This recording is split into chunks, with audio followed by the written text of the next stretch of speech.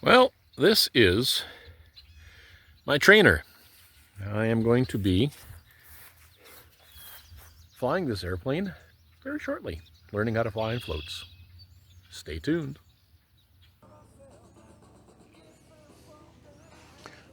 And just like that, I'm back in the hangar. Hope you like that intro. Yeah, today I spent, total time 1.4 hours flying in the float plane. If you think that you should just hop in and fly by yourself without, taking lessons, you're dumb. Learn a lot. I did every takeoff and landing. He had me at the controls the whole time, and I did 6 takeoffs and landings. Did a little bit of sailing, something I hadn't thought of. How to maneuver the airplane. Mosquito. How to maneuver the aircraft on the water without the engine running and beach it. Interesting technique, something I had no idea of whatsoever, and how the wind controls the airplane when it's sailing. Just a little hint, you're actually sailing backwards. So, because your nose into the wind. So we did some practice on that as well on the water. So the 1.4 was actually engine runtime. We were in the airplane for about 2 hours, a little more than 2 hours, doing other things that involve flying with a float plane. I was quite surprised. Next lesson is tomorrow, weather permitting, and I'm going to be doing more work. I have no idea what surprises he has in store for me. Words. So, yeah, really enjoying it. Really enjoying it. Great instructor, enthusiastic, encouraging, and he knows how to teach. He was a very good instructor. So, but back here in the hangar, as you saw, there was a key that says insert for flight, and has a float on it, and the first page of my checklist. I also got something else that came in, the mail, a couple things here. Let me open up this. Sorry, well, that's what I'm opening up, by the way. Rotten camera work, pardon me. And there we go, certificate of registration. Behind that is the certificate of insurance. And I purchased a journey logbook for the airplane. It didn't have one when I bought it. So I am going to be doing journey logs in this, recording all my flights. And maintenance logbook. I got a bit of work left to do to bring that up to date of all the things I've been doing to it. Everything is logged. When I did it, what I did, all that kind of stuff. And then, paperwork, lots of paperwork. It's not a certified aircraft, not at all. But that doesn't mean you can't follow all the prerequisites for a certified aircraft and all the paperwork, which is going to be adhered to with this airplane while I'm flying it. I had to get a journey logbook for the airplane, and like I said, there's no entries prior. Don't know where this plane's been. Could have been Timbuktu, could have been North Pole, South Pole, who knows? So yeah, that's the paperwork. Paperwork arrived, and it is now official. I can officially now put this airplane in the air. And my insurance company, the insurance company I went to, bad camera work, they said, there are prerequisites here. You got to get a float rating. You don't have to tell me that. I'm working on that, but yeah, whatever. Then they said something which was totally crazy. They said that I have to get 15 hours dual time in type with the floats with a qualified instructor. Well, there are no qualified instructors for this. Okay, it's ultralight. It's experimental. Number 2, something that talking to other Challenger 2 pilots around here. On wheels, no problem. You carry 2. On floats, not a hope in hell. Those big white things, when you got those on a Challenger 2, it becomes a single-seater. unless you are both under 130 pounds in weight and you want to carry half tank of fuel. Remember, I've got a 17-gallon fuel tank in there now. There is one exception. The newer Challenger 2 XL65 long wing with the fuel tanks in the wings has a 100-pound higher maximum gross. That one, you might be able to take 2 grown adults in it if they're under 170, 180 pounds, okay? This doesn't have the wing tanks. And I can't put the wing tanks in because this is a 2003, 2002 model year. The wing spars are not designed for that weight. I would have to replace the wings with the XL65 wings that have the fuel tanks in the wings capability, which basically what it is the wing spars are doubled. The tubes are doubled all the way across. It thickens up the tube, allows it to carry that weight. And then so it takes the weight off of the fuselage, puts it in the wings, which you gain 100 pounds of useful load, because that 100 pounds of fuel, which is approximately, well, it's between 16, 17 gallons, 17, somewhere around there, of fuel that you'd be carrying in the wings. It's not in the fuselage, so none of the connection points on the wings or the struts or anything else is taking the weight. The weight is on the wings, so the fuselage is not dragging it down, and so all those stress points are relieved of the stress from that weight. So, yeah, the ones with the wing tanks can carry more. This one doesn't have the wing tanks. So, telling that to the insurance company, they just sent me back a boilerplate while you require. You idiots, it can't be done.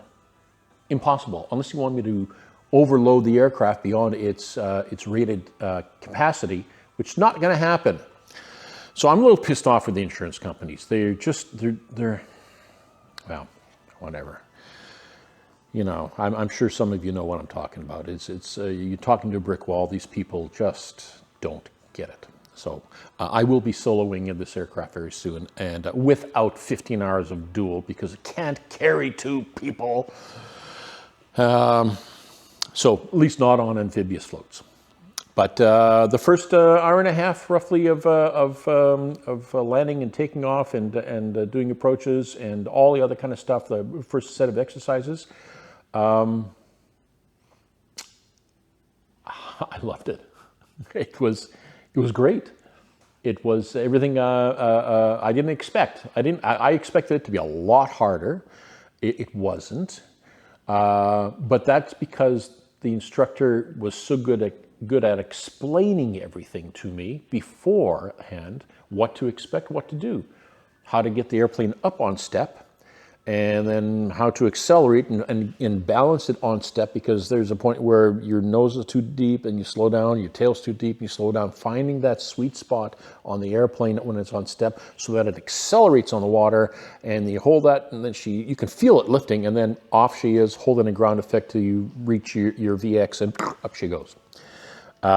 They take off a lot faster than I expected too. Like, we landed in this little lake, and he said, okay, land over here. So I don't know, how are we going to take off? You know, says, well, lots of room. And there was. We used a quarter of what I thought it would take to take off on that lake.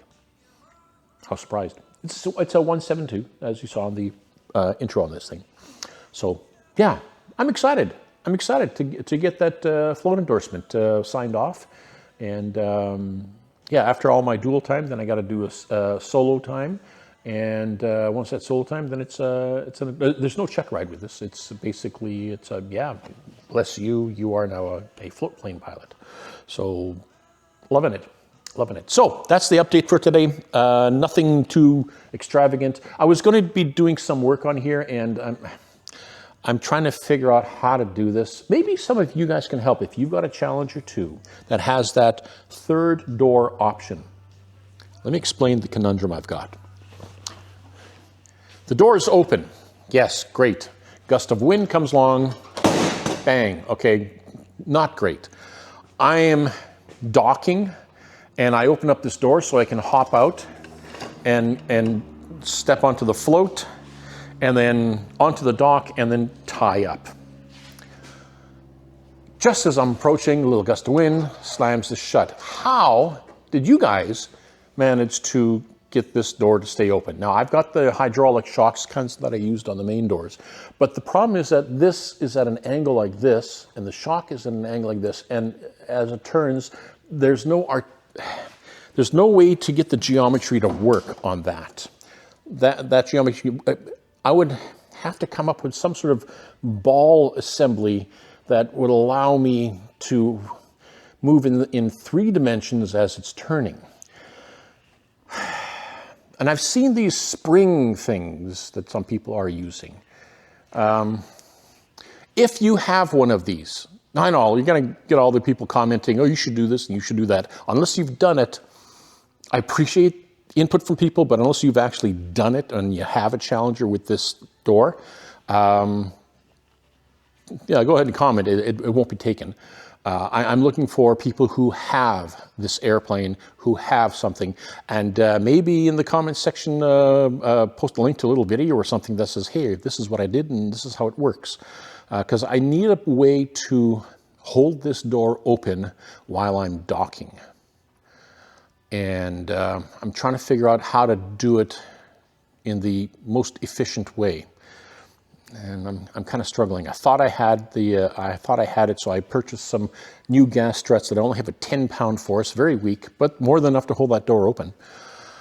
But then when I started playing around with how to mount it and how it changed the angle as it closed, because it's at a slope, it's not like this, it's kind of like this, and the strut is like this, but the door is like this, and I mean, I'm great at 3-dimensional thinking, and I can imagine how it works, and I've done some paper mock-ups on that kind of stuff, and every time it's like, okay, no, right, there's a point where it just won't pass.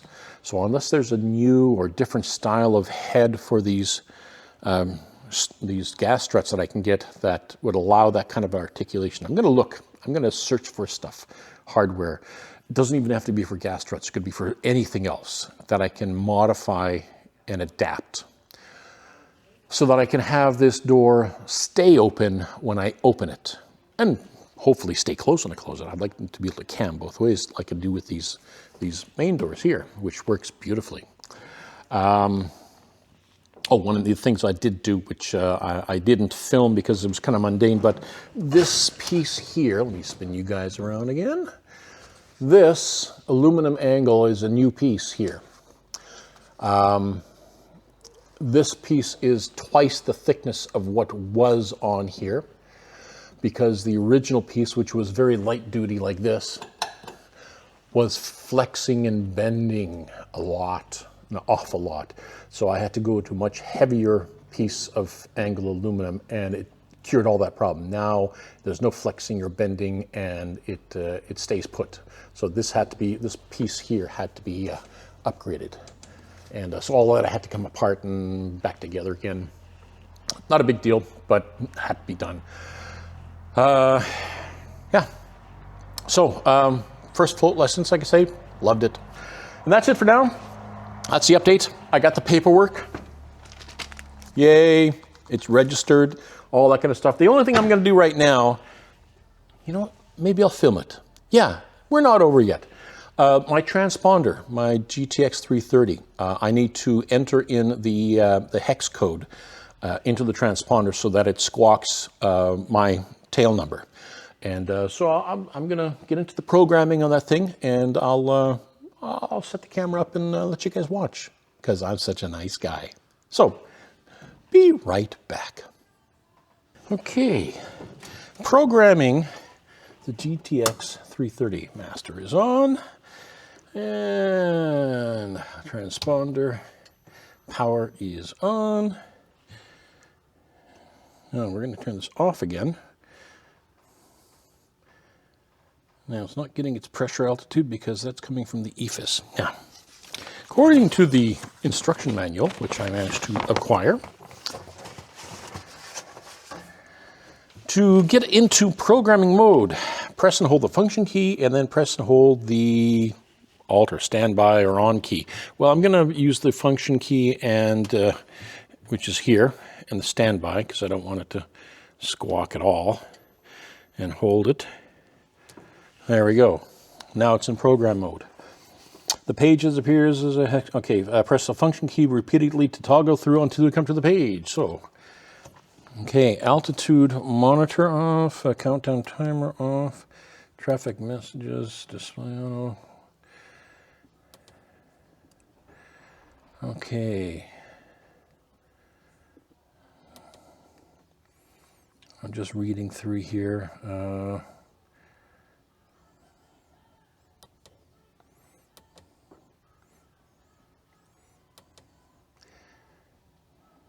All right, input channel, okay, that's good.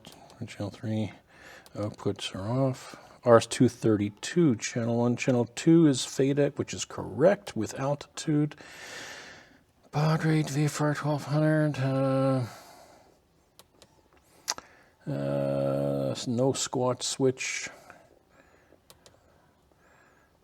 No address, tail number. There we go.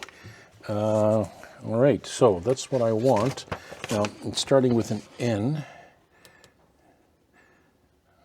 ID same as tail. Okay, well, how do I step back? 2 very boring minutes later. Okay, press it. And then the 8 or 9 key. Hex, there we go. All right, and I am. My hex key, which is no big secret, is 09405. So, 0, 9, no, 0, 9, 4, 5. Just verify that, because you don't want ATC thinking you're somebody else. 09405. There we go. There's my hex key. Now in Canada we use the hex key. In the US you have an N number and the machine automatically converts it to a hex key. You could enter the hex key for your N number, or you could just use the N hex key thing. So there we go. That is entered, and after, when finished, press the cursor key to accept. Entering using the function starts up keys, toggle through the page to get off and back in the act. Okay. Okay, flight identification entry. Huh? Oh, this is from the previous owner. Oops. A little longer than a few minutes later. Isn't this boring? I might trim all of this out, but hey, you know what? It needs to be done. Just quickly scrolling through till I get to tail number. Oh, so it needs something. So flight ID configuration entry, Charlie India Echo Bravo Kilo, which is the tail number here, and okay, good. Turn off, power off, master off. Well, boys and girls, ladies and gentlemen, that was probably boring as hell. I'm probably going to trim a lot of this out. And I'm going to let you know that I've trimmed a lot of it out by including this part that I said I'm going to trim a lot of it out. But that's programming the GTX 330. As you may have noticed, and I'm going to leave that part in, there are numbers, if you buy a used one, there are numbers in there that the previous owners had in there. And doing a factory reset doesn't erase it. Interesting. Well, I know it's on a double EEPROM, but I thought it would erase that as well. So you need to go through it and make sure that you're not squawking and identifying as somebody else. So I'm going to check it one more time before I actually put it in the air, just to make sure that that I've got the right hex code in there and that the flight ID, even though it's not a flight, is there. But I'm also going to go through the instructions and find out how do you erase a flight ID, because I'm not a flight. I'm not a commercial airliner. So yeah, that's it for right now. Quick update. Hopefully this is quick. Don't know. Yes, I'm now on to my float flying lessons, which was Excellent. So, see you back here in the hangar. Remember to like and subscribe. Subscribe. Just less than 10% of the people who watch this subscribe. Interesting. So, click the subscribe button, and I really appreciate it. And I'll leave a little comment like I asked that question. I'm going to see with this door if somebody's got a solution, and I'm going to be looking for solutions on how to keep this door from slamming on me when I'm docking. So, see you back here in the hangar.